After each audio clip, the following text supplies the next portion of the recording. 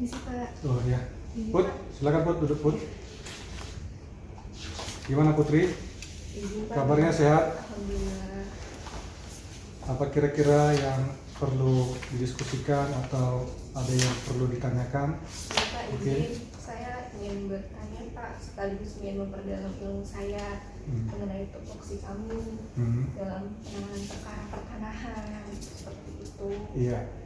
Gimana? Apa kira-kira yang mau didiskusikan Putri? Terkait eksepsi atau jawaban sih Pak.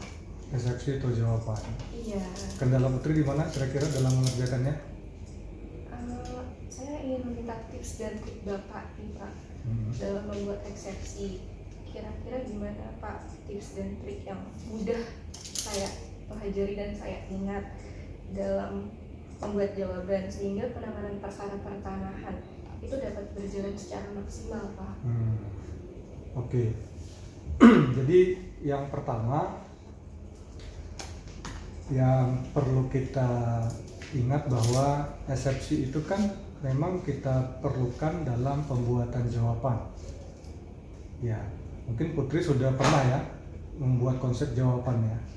Yang pertama kali yang kita tuangkan itu kan adalah eksepsi, baru masuk ke pokok perkara. Karena materi muatan dalam jawaban untuk menjawab gugatan penggugat itu kan sesungguhnya hanya ada dua ya, eksepsi, kemudian satu lagi adalah jawaban dalam hal kaitannya dengan pokok perkara. Nah, eksepsi itu kan adalah tangkisan yang menyangkut mengenai hukum formal terhadap sah atau tidaknya gugatan yang diajukan oleh penggugat kepada kita, gitu ya. Jadi eksepsi itu tidak menyangkut pokok perkara tentunya. Nah, kalau kita berbicara eksepsi, maka sangat banyak sekali nih eksepsi. Eksepsi itu juga bisa kita gunakan sebagai senjata kita untuk bisa mengakhiri perlawanan lawan gitu ya dalam beracara di pengadilan tanpa kita repot-repot harus membuktikan material gugatan yang ada dalam pokok perkara gitu ya. Karena ini menyangkut hukum formalnya. Mungkin Putri sudah tahu ya macam-macam eksepsi.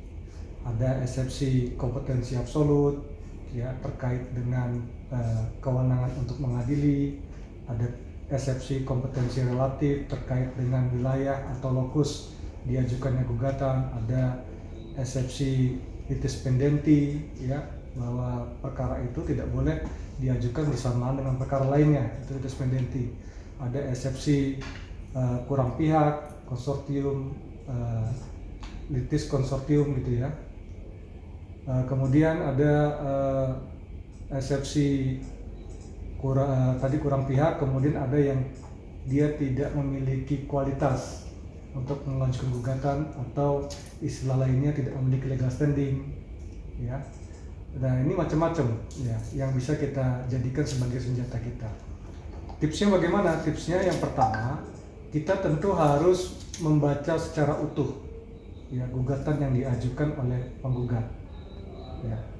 Kalau misalkan perkaranya ada di wilayah ranah perdata, yang paling penting yang harus diuraikan oleh penggugat itu kan sebenarnya adalah batas-batasnya. Kalau Putri pernah nggak lihat gugatan itu, ada gugatan penggugat yang dia tidak menjelaskan batas dengan timur, barat, selatan, pernah nggak? Ada. Kalau ada itu kita bisa kategorikan bahwa gugatannya itu obscure libel, ya kan, kabur. Kenapa? Karena di dalam pembuktian hukum perdata batas-batas itu menjadi penting agar objeknya tidak disoil, ya, agar itu bisa dilakukan eksekusi. Karena perdata itu lebih kepada eksekusi real, beda dengan peradilan tata usaha negara yang eksekusinya dilakukan secara administratif atau prosedural. Nah, tips yang kedua ya, kita harus melihat apakah gugatan yang diajukan ini secara secara formal itu sudah memenuhi azas legalitas dari penggugat. Artinya kalau dia tidak sama sekali tidak memiliki hubungan hukum atau hubungan hukumnya sudah terputus dengan objek bidang tanah yang digugat atau sertifikat yang digugat, tentunya ini bisa kita arahkan untuk diajukan eksepsi penggugat tidak memiliki kualitas, kan gitu kan. Nah, oleh karena itu memang kita harus melihat secara detail ya terkait dengan gugatan yang diajukan. Nah, kalau hal-hal lain ya yang paling penting itu bagaimana kita bisa memahami suatu gugatan itu, apakah memang dia menjadi ranahnya peradilan yang dituju atau tidak. Nah, sekarang ini yang sering kita hadapi adalah ketidakmengertian pihak penggugat terhadap ranah pengadilan yang dia tuju. Contoh misalkan, kalau kita mengacu ke Undang-Undang Nomor Undang-Undang 30 tahun 2014 ya tentang administrasi pemerintahan ya. Putri mungkin sudah pernah mungkin juga mendapatkan penjelasan mengenai ini, bahwa kalau dia perbuatan melawan hukum sebagaimana yang diatur dalam 1365 KUH Perdata ya, itu tidak lagi diajukan gugatannya ke peradilan perdata ya. Jadi kalau seandainya ada pihak ya yang kemudian menganggap bahwa perbuatan yang dilakukan oleh pejabat tata usaha negara ya dalam hal pelaksanaan tugasnya ya dalam penerbitan suatu produk hukum tata usaha negara, kemudian dia menganggap bahwa penerbitan produk hukum itu melanggar ketentuan 1365 KUH Perdata, itu ranahnya tidak lagi di peradilan perdata gitu. Karena di Undang-Undang 30 2014 ya gugatan yang diajukan terhadap putusan pejabat tata usaha negara itu sudah diperluas ranahnya, tidak lagi menyangkut ranah perdata tetapi juga ranah peradilan tata usaha negara, sehingga ini kemudian bisa menjadi senjata baru bagi kita dalam tanda kutip ya untuk bisa melihat kelemahan lawan ketika dia kemudian menggugat kita secara keperdataan terkait dengan perbuatan melawan hukum. Nah, kalau dari pengalaman yang selama ini Putri sudah pernah laksanakan, kira-kira kesulitan yang paling utama yang Putri lihat itu dalam hal eksepsi ini apa kira-kira? Sangat amat relevan Pak sama yang ingin saya tanyakan terkait ranah pengadilan. Jadi gugatan-gugatan yang masuk ke kita itu kan beberapa itu ada pada petitumnya itu untuk membatalkan atau mencabut sertifikat yang telah diterbitkan itu pada gugatan perdata. Nah, itu kan dapat kita masukkan eksepsi kompetensi absolut ya. Nah, apakah kompetensi absolut itu dapat kita gunakan ke seluruh gugatan yang petitumnya seperti itu, atau kayak kita masih memilih-milih lagi nih Pak gugatan yang memang ada petitumnya seperti itu tapi tidak digunakan eksepsi absolut Pak? Ya. Nah, ya. Tentunya apa yang menjadi uraian-uraian yang disampaikan oleh penggugat di dalam gugatannya yang menurut aturan perundang-undangan itu alasan yang digunakan tidak tepat harus kita masukkan ke dalam eksepsi. Ya, tadi kan saya sudah sampaikan bahwa sangat diperlukan kejelian kita untuk melihat sih apa yang menjadi dalil, apa yang menjadi petitum yang disampaikan oleh si penggugat. Tadi Putri bilang, Pak gimana kalau seandainya dia ngotot minta agar hak atas tanah itu dibatalkan, padahal kan ini kewenangannya adalah kewenangan peradilan tata usaha negara. Tapi di samping dia mengatakan 1365 KUH Perdata perbuatan melawan hukum, dia juga meminta agar sertifikat kita dibatalkan.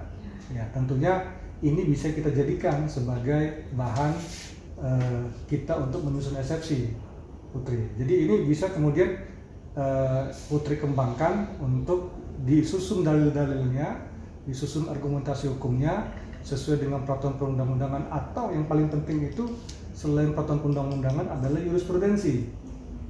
Ya, jurisprudensi itu adalah bagian dari sumber hukum selain doktrin.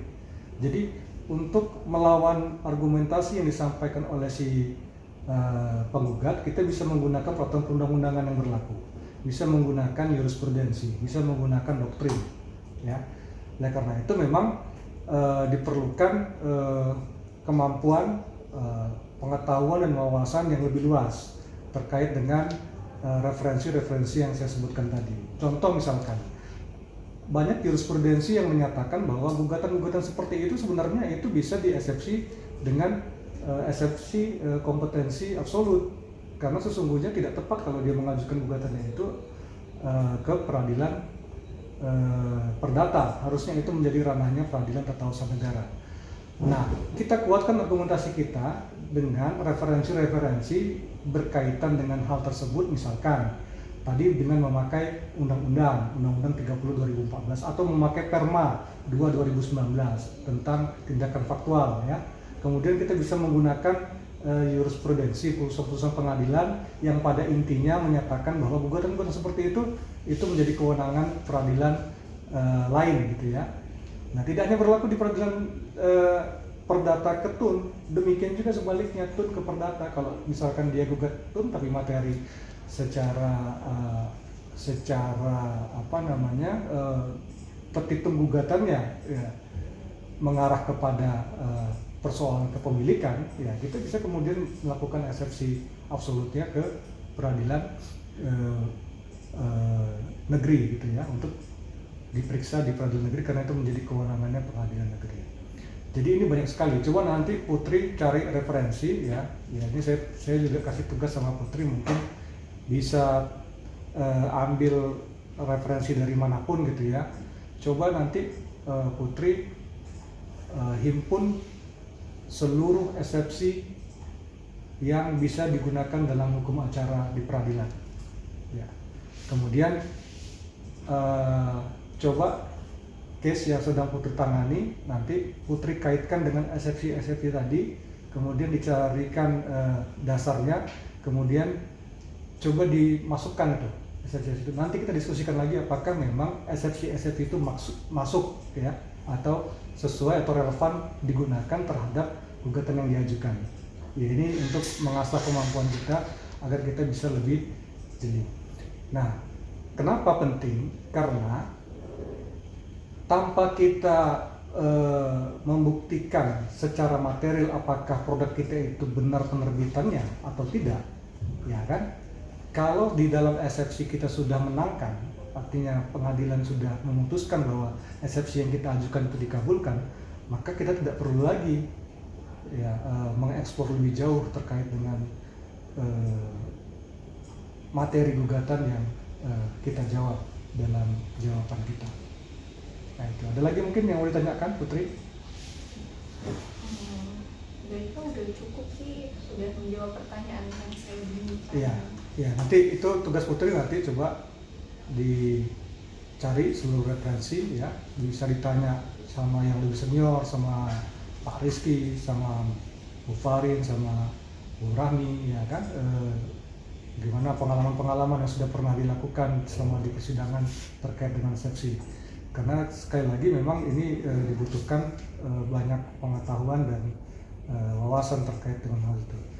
Satu lagi yang paling penting adalah bahwa eksepsi itu tidak melulu juga berkaitan dengan hukum formalnya. Kalau berkaitan dengan hukum materialnya atau pokok perkaranya juga bisa kita jadikan sebagai bahan eksepsi. Contoh misalkan, tadi saya katakan tadi ada dia tidak memiliki kualitas untuk mengajukan gugatan. Sebenarnya itu kan harus terlebih dahulu didalilkan dalam pokok perkara. Kenapa dia tidak memiliki kualitas? Ya kan, tentu kan kita akan mengupas apa yang menjadi dasar gugatannya dia. Kemudian kita juga akan mengupas apa yang menjadi bukti-bukti yang ada di kita, gitu. Apakah gugatan yang diajukan, dasar-dasar yang diajukan oleh dia itu relevan atau memiliki hubungan hukum nggak dengan bidang tanah yang digugat atau dengan produk yang digugat, ya kan? Sebenarnya kan ini akan dibahas pada saat pokok perkara. Tapi pokok perkara ini kemudian bisa dipindahkan menjadi bagian dari eksepsi. Nah, nanti di pokok perkara dikatakan bahwa eksepsi ini tidak eksepsi ini menjadi satu bagian atau bagian tidak terpisahkan dari pokok perkara. Jadi saling mengkait. Nah, Jadi ini juga bisa dilakukan seperti itu sehingga nanti kemudian hakim menilai, wah ini ternyata benar nih, dia nggak memiliki hubungan hukum atau tidak memiliki kapasitas atau kualitas mengajukan gugatan karena sebenarnya dia tidak memiliki legal standing, dan itu juga lebih mudah kita bisa memenangkan kasusnya. Jadi itu beberapa strategi berkaitan dengan penempatan eksepsi dalam membuat jawaban, dan itu memang harus terus diasah, dicari referensinya, disimulasikan dengan berbagai kasus ya, berbagai gugatan, harus rajin ya, kemudian untuk bisa mempertajam analisa kita dalam membuat jawaban, terutama menempatkan eksepsi dalam pembuatan jawaban kita.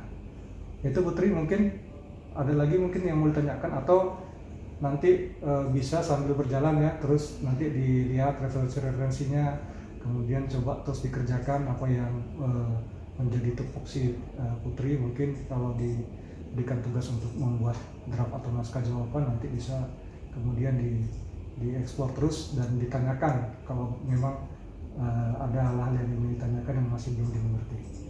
Ya, yang penting terus ditingkatkan kemampuannya. Itu mungkin ada lagi? Baik Pak, terima kasih banyak. Ya. Penjelasan dari Bapak sudah cukup menjawab pertanyaan yang saya bingungkan. Oke. Ya. Terima kasih ya. Ya, mari Pak. Terima kasih.